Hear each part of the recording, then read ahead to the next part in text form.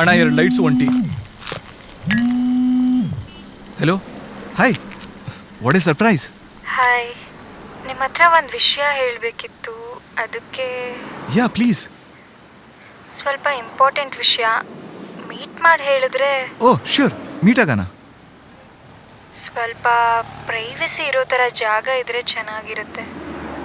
S of course, ನಾನು check ಮಾಡಿ ಹೇಳ್ತೀನಿ. Okay, thank you, bye. ಏ ಬಾಯ್ ಯಾಕೆ, ವಿಲ್ ಬಿ ಸೀಯಿಂಗ್ ಸೂನ್.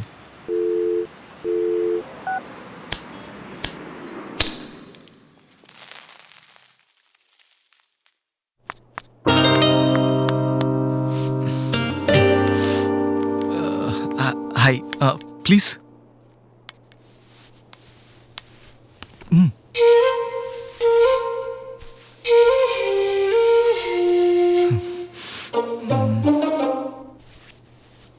ಸಾರಿ, ನಂಗೆ ಗೊತ್ತಿರೋದೇ ಈ ಜಾಗ.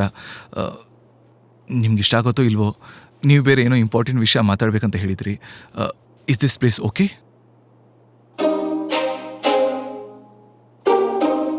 ಚೆನ್ನಾಗೇ ಇದೆ.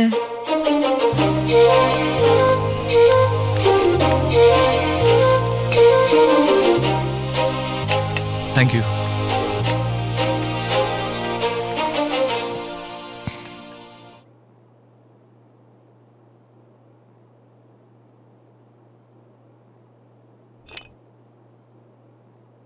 ನೀವೇನೋ ಇಂಪಾರ್ಟೆಂಟ್ ವಿಷಯ ಮಾತಾಡ್ಬೇಕಂತಿದ್ರಿ.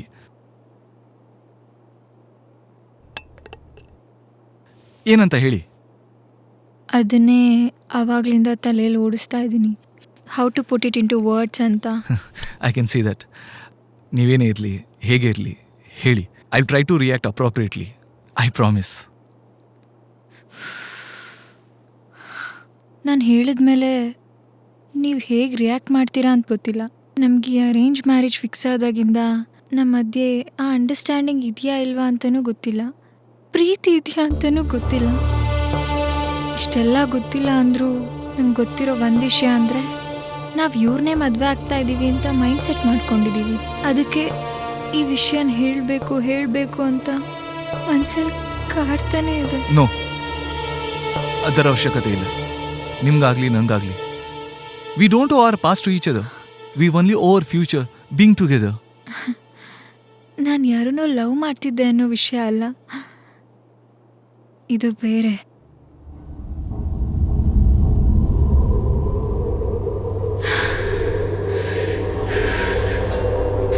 ನನ್ನ 12th ಟೀಚರ್ ನಾನು ಸ್ಕೂಲ್ ಮುಗಿಸಿ ಕಾಲೇಜ್ ಫಸ್ಟ್ ಇಯರ್ ಜಾಯ್ನ್ ಆದಾಗ ನಂಗೆ ಫೇಸ್ಬುಕ್ಕಲ್ಲಿ ರಿಕ್ವೆಸ್ಟ್ ಕಳಿಸ್ದ. ನಾನು ಅಕ್ಸೆಪ್ಟ್ ಮಾಡಿದೆ. ಅವನು ನನಗೆ ಮೆಸೇಜ್ ಮಾಡೋಕ್ಕೆ ಸ್ಟಾರ್ಟ್ ಮಾಡ್ದ.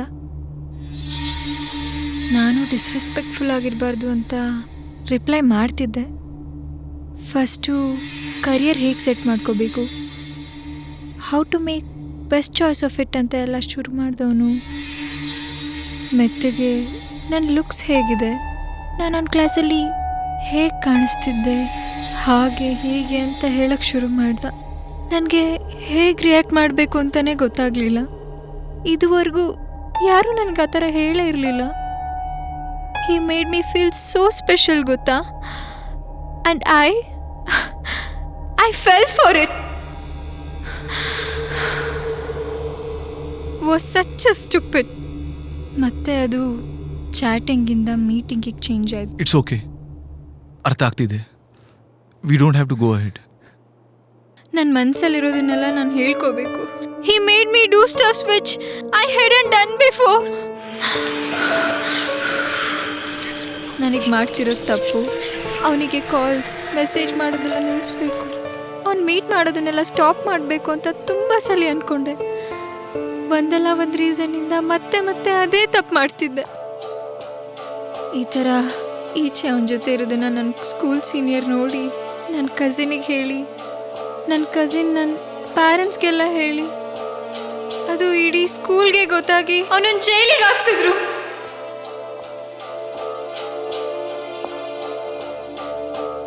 ನನಗೆ ಸ್ವಲ್ಪ ದಿನ ಆದಮೇಲೆ ಗೊತ್ತಾಯಿತು ಅವನ ಸೀನಿಯರ್ ಜೊತೆನೂ ಹಾಗೆ ನಡ್ಕೊತಾ ಇದ್ದ ಅಂತ.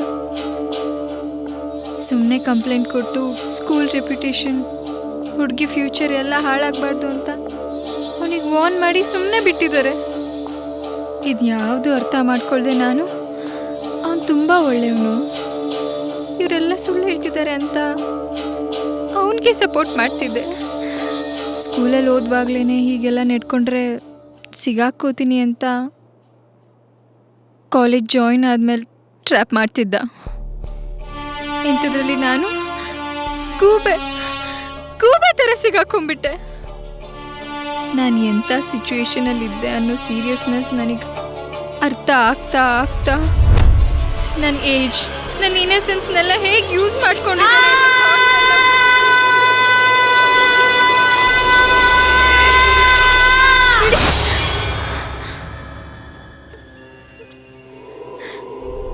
ಇದನ್ನೆಲ್ಲ ಏನಕ್ಕೆ ಹೇಳ್ಕೊಳ್ಳೇಬೇಕು ಅಂತ ನನ್ನ ಲಿಮಿಟ್ಸ್ನ ಪುಷ್ ಮಾಡ್ಕೊಂಡು ಹೇಳ್ತಾ ಇದ್ದೀನಿ ಅಂದರೆ ನಾನು ಈ ಡಾರ್ಕ್ ಫೇಸಿಂದ ಆಚೆ ಬಂದಿದ್ದೀನಿ ಅಂದ್ಕೊಂಡಿದ್ದೆ.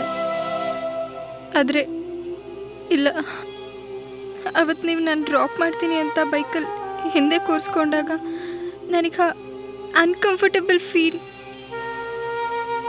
ಏನು ನಾನು ಓವರ್ಕಮ್ ಮಾಡಿದೆ ಅಂದ್ಕೊಂಡು ಅದು ಹಾಗೆ ಇದೆ ಅಂತ ಗೊತ್ತಾಯಿತು. ಅದಕ್ಕೆ ನಾನು ಮದುವೆ ಆದಮೇಲೆ ನಿಮ್ಮ ಜೊತೆ ಹೇಗೆ ಬಿಹೇವ್ ಮಾಡ್ತೀನಿ ಅಂತ ಗೊತ್ತಿಲ್ಲ. ನಮ್ಮ ಅಪ್ಪ ಅಮ್ಮನ್ನ ಖುಷಿ ಪಡ್ಸೋಕ್ಕೋಸ್ಕರ ನಿಮ್ಮನ್ನ ಮದುವೆ ಆಗಿ ನಿಮಗೆ ಭಾರ ಆಗಿ ಬದುಕೋಕೆ ನನಗಿಷ್ಟ ಇಲ್ಲ. I know this is huge. ನಿಮಗೆ ನಾನು ಹೇಳ್ತಿರೋದು ಅರ್ಥ ಆಗ್ತಿದ್ಯಾ?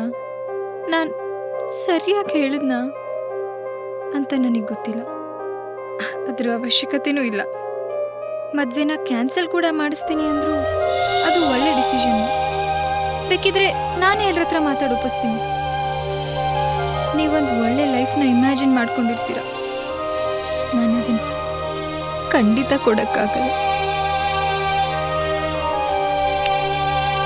ನೀವು ಹೇಳಿದಾಗೆ ನಿಮಗೆ ನನ್ನ ಬಗ್ಗೆ ಗೊತ್ತಿಲ್ಲ, ಆದರೆ ಇಷ್ಟು ದಿನ ಯಾರ ಹತ್ರ ಹೇಳಿದೇ ಇರೋ ವಿಷಯನ ನನ್ನ ಹತ್ರ ಹೇಳ್ತಾ ಇದ್ದೀರಂದ್ರೆ I can see something there. ನಿಮ್ಮ ಧೈರ್ಯ, ಮಾತು ಕೇಳಿ ನನ್ನ ಮನಸ್ಸಲ್ಲಿ ಇಟ್ಕೊಂಡಿರೋ ಒಂದು ವಿಷಯನ ನಿಮ್ಮ ಹತ್ರ ಹೇಳ್ಕೊಳ್ಬೇಕು ಅನಿಸ್ತಿದೆ. Can I?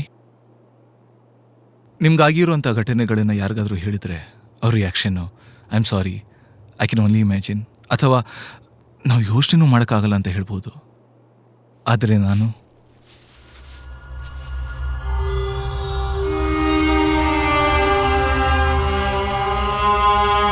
I can understand ನಿಮ್ಗೆ ಹೇಗೆ ಫೀಲ್ ಆಗಿರುತ್ತೆ ಅಂತ.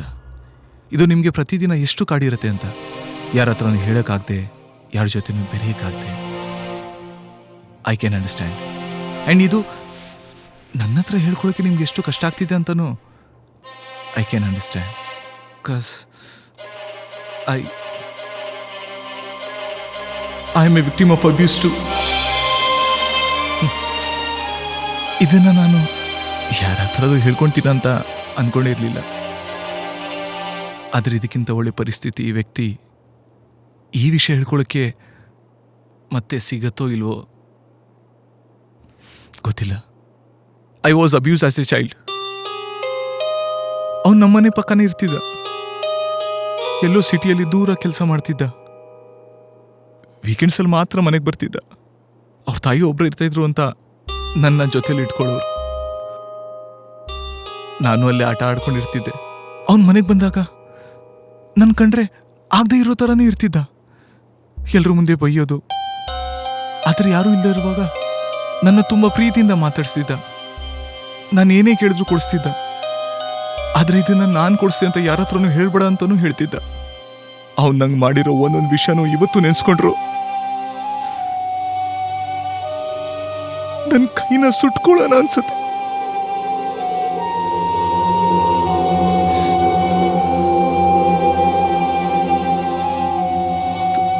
ಯಾರು ಮಾಡಿದ ಪುಣ್ಯನೋ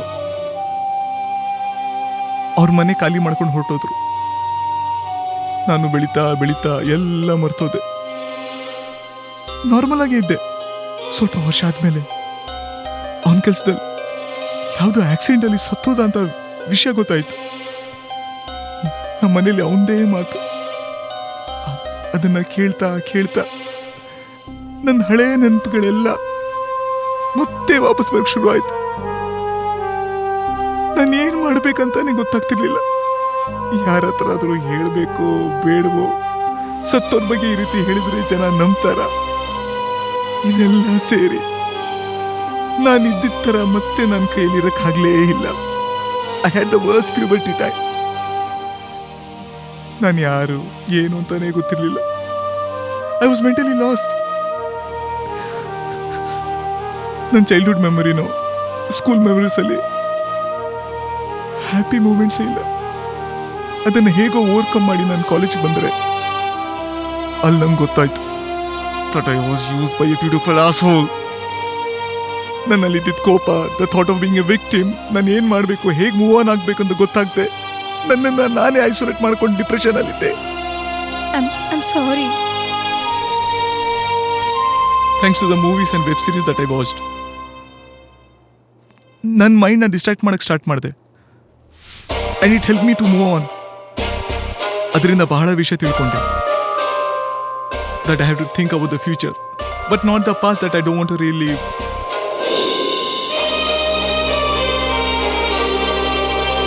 ಆದರೆ the scar he has put in my head ನೆನಪಾದಾಗೆಲ್ಲ ನಾನೊಂದು ಮುಂದೆ ನಿಂತ್ಕೊಂಡು, ಲೇ ನೀನು ನಿಂತವನು, ನಿನ್ನ ನಿಜವಾದ ಮುಖನ ಎಲ್ರಿಗೂ ತೋರಿಸಿ ಅಲ್ಲವಳಿಗೆ ಶಿಕ್ಷೆ ಕೊಡ್ಸೋಕ್ಕಾಗಲ್ವಲ್ಲ ಅನ್ನೋ ಕೋಪ.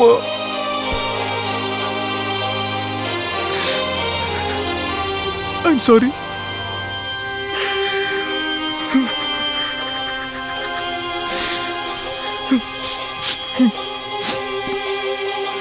I know you feel uncomfortable touching a man, but I feel like I need a hug.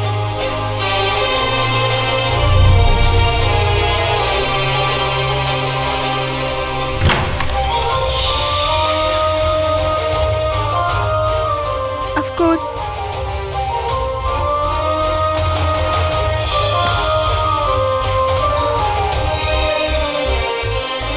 I'm glad that I had been holding on for this moment for years.